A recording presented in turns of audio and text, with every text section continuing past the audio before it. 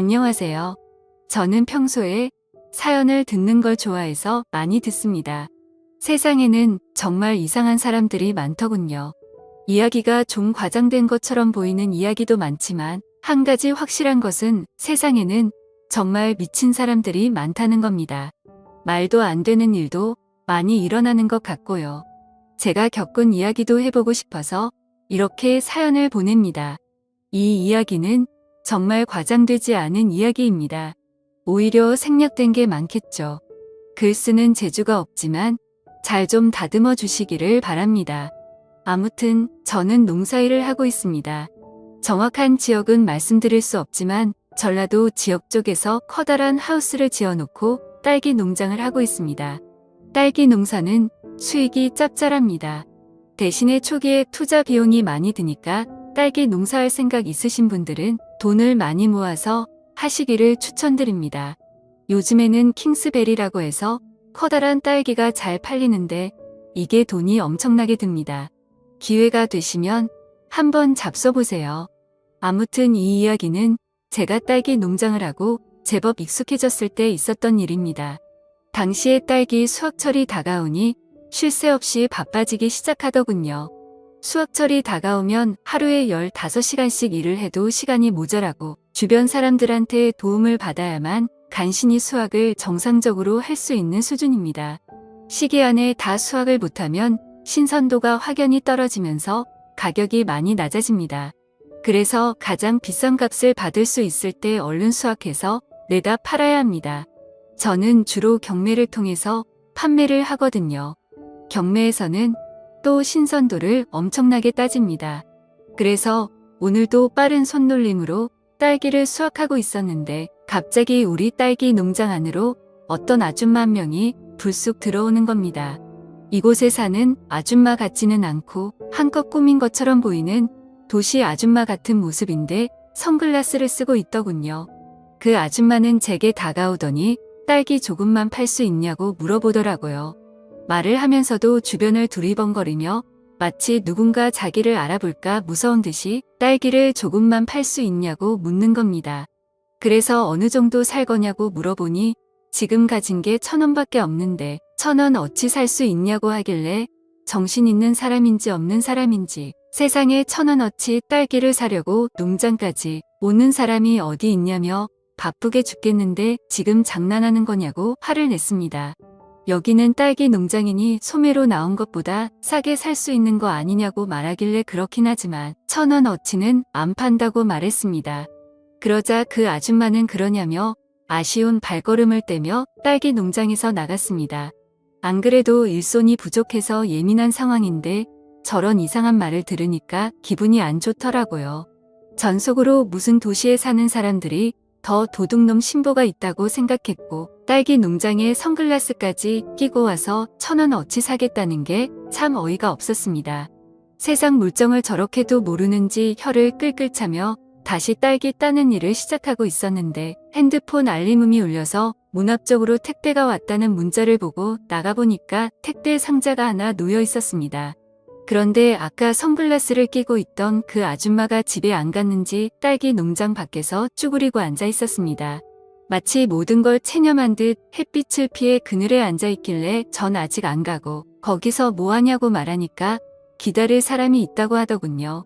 전 그러냐며 별 대수롭지 않게 생각하고 다시 농장 안으로 들어가서 일을 하려고 하니까 갑자기 그 아줌마가 저를 불러 세우더라고요.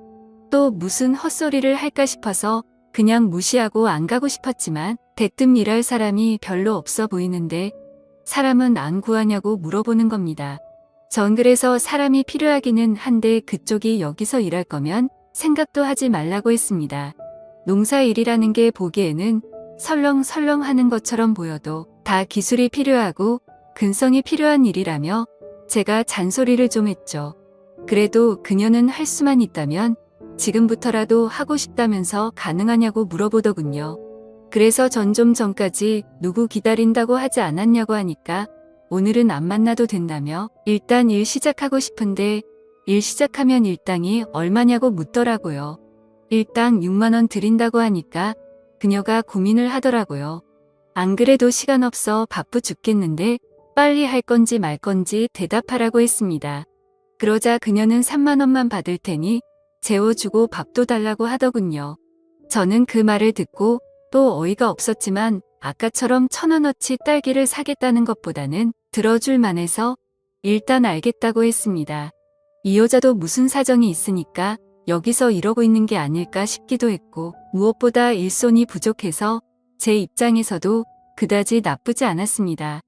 오늘 하루만이라도 괜찮다는 생각이 들어서 일단 알겠다고 옷부터 갈아입고 일을 시작하자고 말하니 아줌마는 고맙다며 저에게 인사를 했고 그렇게 바로 그 아줌마는 딸기 수확하는 일에 투입돼서 일을 시작했습니다. 그 아줌마는 제가 가르쳐준 대로 몇 바구니 좀 따나 싶었더니 갑자기 아줌마가 저에게 하루 종일 제대로 먹지 못해서 일이 손에 안 잡힌다며 딸기 한 바구니만 먹고 시작하면 안 되냐고 하길래 그럼 그러라며 딸기 한 바구니를 건넸고 그 아줌마는 정말 맛있게도 먹었습니다. 며칠 동안 굶은 사람처럼 딸기를 먹는데 옆에서 보고 있는 제가 다 입맛이 돋더라고요. 그래서 저도 옆에서 같이 한 바구니를 먹었습니다. 그렇게 한 바구니를 뚝딱 해치우더니 이제 살 것 같다며 다시 열심히 일을 하더라고요. 가끔 대학생들이 농촌 생활 경험한다고 10명씩 오곤 합니다.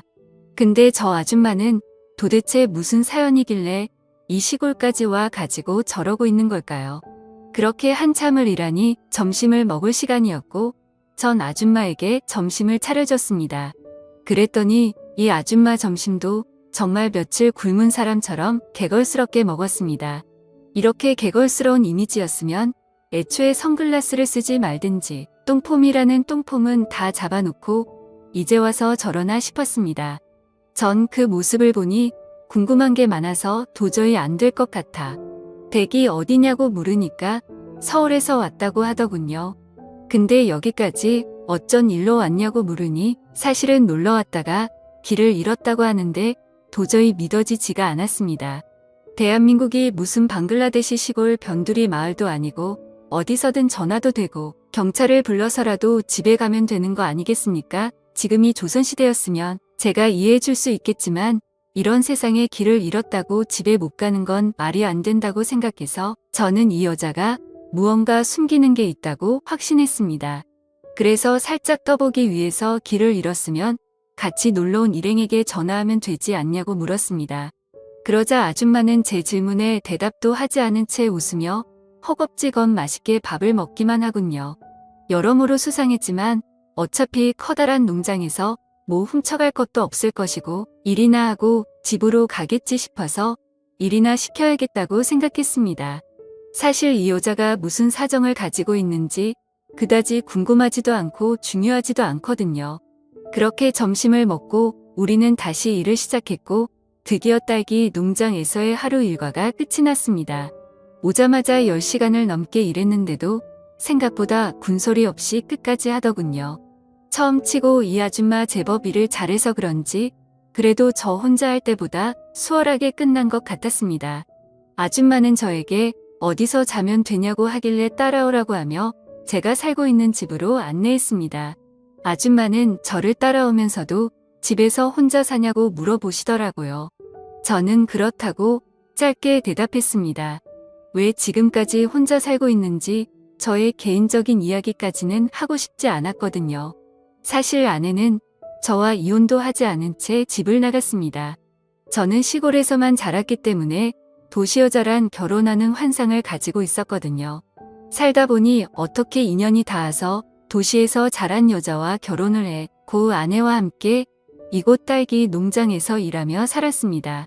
근데 도시에서 자란 제 아내는 1년도 여기서 못 견디고 바로 집을 나가 버린 거예요. 아무런 연락도 없이 갑자기 사라진 아내를 행방불명으로 신고해놔 그 이후로도 아내를 찾을 수가 없었습니다. 아내는 어릴 때부터 고아로 자랐다며 심지어 연락할 가족조차도 없더군요. 사기 결혼을 당한 게 아닌가 생각했지만 시간이 지나고 나니 아내라는 존재도 서서히 잊혀지더라고요. 그 이후로 수소문을 통해 듣자 하니 아내는 다른 남자와 살림을 차렸다는 소문이 있었습니다. 그걸 본 사람도 있다고 해서 처음에는 아내를 찾아볼까 하고 백방으로 나섰지만 결혼한 서방도 버리고 집을 나간 여자인데 이렇게까지 찾을 이유가 없다고 생각해서 후에 그마저도 그만뒀습니다. 그게 벌써 20년 전 일입니다. 아내를 찾아도 다시 아내와 살기는 어렵고 그 많은 세월을 혼자 살다 보니 이렇게 혼자 사는 게 더 편하다는 생각도 들더군요. 당시에도 노총각 딱지를 떼고 마지막에 결혼한 거였는데 결혼하고 나서 1년도 안 돼서 아내가 집을 나간 저는 그 이후로 노모를 모시며 딸기 농장을 일구어 나갔습니다. 그런데 이제 노모마저도 돌아가시고 이렇게 저 혼자 딸기 농장을 꾸려나가고 있었습니다. 그래서 저는 이런 저의 복잡한 가정사를 처음 보는 아줌마한테 굳이 말하고 싶지 않았습니다. 일행들한테 전화해서 집에 가면 되지 않냐고 물어본 제 질문에도 그녀가 대답하지 않았으니 저도 그냥 대답을 하지 않았습니다.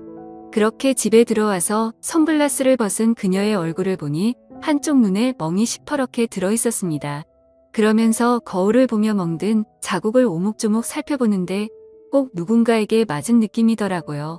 아줌마는 그 뒤 살짝 눈물을 훔치는 것 같았습니다. 저 아줌마에게 분명 사연이 있는 것 같았습니다. 서로 개인적인 건 물어보지 않았습니다. 일단 저도 저의 개인적인 이야기를 하고 싶지 않았고 그녀도 개인적인 얘기를 하고 싶지 않은 것 같더라고요. 그리고 무엇보다도 딱히 그녀에 대해서 궁금하지 않았습니다. 그래서 더 신경을 끄고 조용히 저녁을 먹기나 했죠. 저녁 먹는 김에 제가 직접 담근 딸기주도 가져와서 저 혼자 마셨습니다. 그 여자에게 주기 아까웠거든요. 근데 그 아줌마는 제가 꺼내온 딸기 술을 보더니 뜬금없이 술이라면 아주 진절머리가 난다고 했습니다.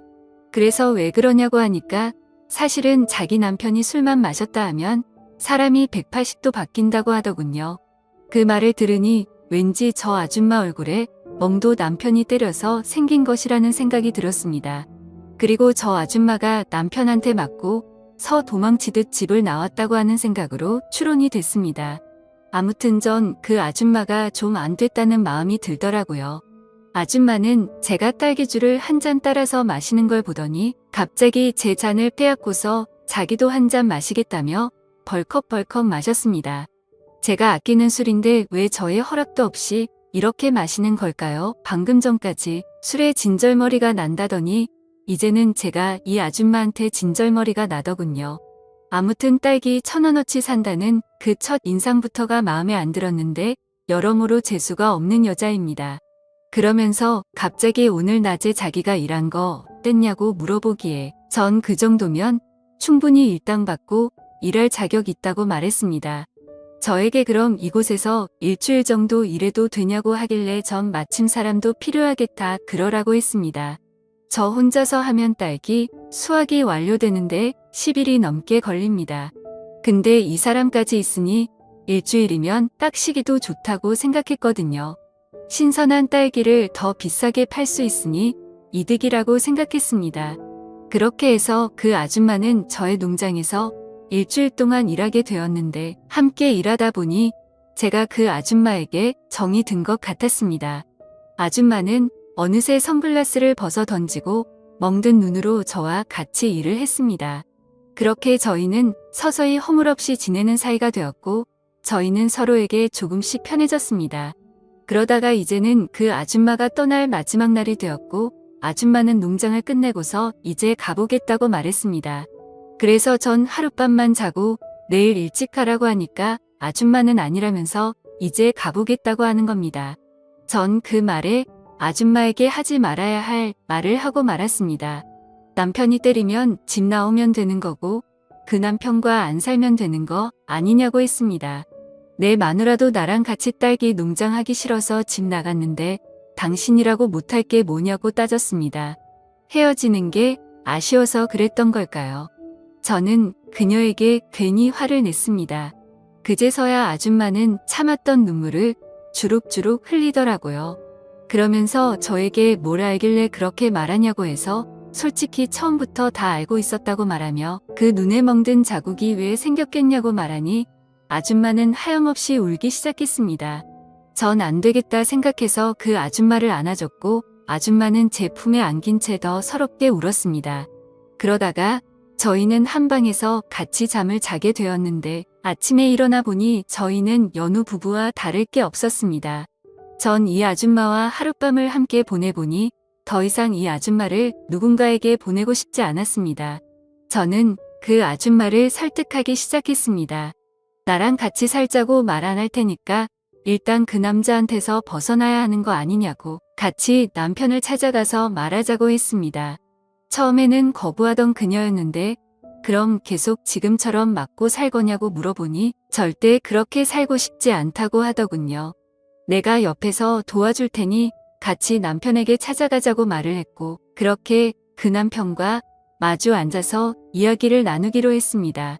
그녀의 집에 도착하자 집은 난장판이었고 허름했습니다. 오랫동안 이야기를 나눴는데 그 남자는 이혼하는 조건으로 500만 원을 요구하더군요. 솔직히 돈을 이야기하길래 이혼하려면 1억 원 가지고 오라고 말할 줄 알았는데 겨우 500만 원이라니 자기 마누라에 대한 값어치가 정말 그 정도라고 생각했던 걸까요? 그래서 그 자리에서 현금으로 500만 원을 바로 꺼내줬습니다. 제가 딸기 농장을 가지고 있는 사람인데 그 정도 돈이 없겠습니까? 그러자 그 남자는 술값을 벌었다며 제가 준비해온 이혼 서류에 바로 도장을 찍더군요. 갑자기 딸기 농장에 찾아와서 일을 하겠다는 아줌마나 돈 500만 원에 바로 이혼 서류에 도장 찍는 이 남자나 거기서 거기라는 생각이 들기도 있습니다. 세상에는 정말 미친 사람이 많은 것 같아요. 그 뒤로 2년이라는 시간이 지났습니다. 선글라스를 끼고 딸기 1,000원어치 사려고 했던 그 이상한 아줌마는 지금 제 아내가 되어 함께 딸기 농사를 지으며 살고 있습니다. 집 나간 아내의 소식은 아직도 알 수 없지만 이제 제 아내는 그 아내가 아닌 이렇게 딸기 농장으로 찾아온 아줌마가 지금의 제 아내가 된 것입니다. 물론 딸기만 하는 건 아닙니다. 딸기 농사를 하려면 커다란 하우스가 필요한데 하우스가 상당히 좋은 거라서 딸기뿐만 아니라 이것저것 많은 농사를 짓을 수 있습니다. 매년 365일 열심히 농사를 짓으며 살고 있죠. 새롭게 맞이한 아내인 만큼 탐스럽게 열린 딸기처럼 자식도 낳고 행복하게 살아가고 싶습니다. 근데 이 이야기가 전부가 아닙니다.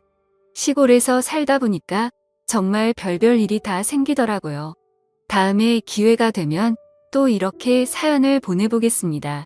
저희 마을에 유명한 개장수가 한 명 있는데 그 사람에 대해서도 참 할 얘기가 많습니다. 세상에는 정말 상상도 할 수 없는 미친 사람들이 많다는 걸 느꼈거든요. 저와 제 아내에 대한 이야기는 여기까지입니다. 긴 사연 들어주셔서 감사합니다. 구독과 좋아요, 알림 설정 눌러주세요. 그럼 모두들 행복한 하루 보내세요.